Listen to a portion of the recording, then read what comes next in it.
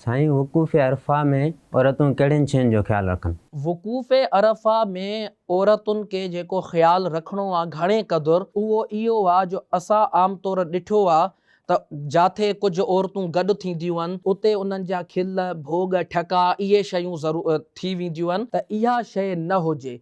वक़ूफ़ अरफ़ा इहो उहो मौक़ियो आहे हाजी सगोरे लाइ त जंहिंमें अल्लाह तबारक व ताला पंहिंजा हक़ मुआफ़ फरमाईंदो। सो इन वक़्त में हाजी सगोरे के मर्द हुजे या औरत हुजे, सॼी तवज्जो अल्लाह तबारक व ताला ॾे रखणी आहे, इबादत करणी आहे, विर्द वज़ीफ़ा करणा आहिनि, तिलावत क़ुरान करणी आहे। इन लाइ औरतुनि लाइ बि उहे ई अहकाम आहिनि जेके मर्दनि लाइ आहिनि त वक़ूफ़ अरफ़ा जे अंदरि उहे ज़िक्र अज़कार कनि, विर्द वज़ीफ़ा पढ़नि, तिलावत क़ुरान कनि, पंहिंजो सॼो वक़्तु उहो इबादत में गुज़ारिन। खिल भोग ठका पाण में ॻाल्हियूं ऐं जेको आहे कंहिंजूं गिलाऊं करणु इन्हनि खां त हूअं ई बचिणो आहे। ऐं वक़ूफ़ अरफ़ा जो अहिड़ो अहम मौक़ियो जंहिंमें अल्लाह तबारक व ताला पंहिंजा हक़ माफ़ फरमाईंदो, उन में त अञा तमामु ज़रूरी थी।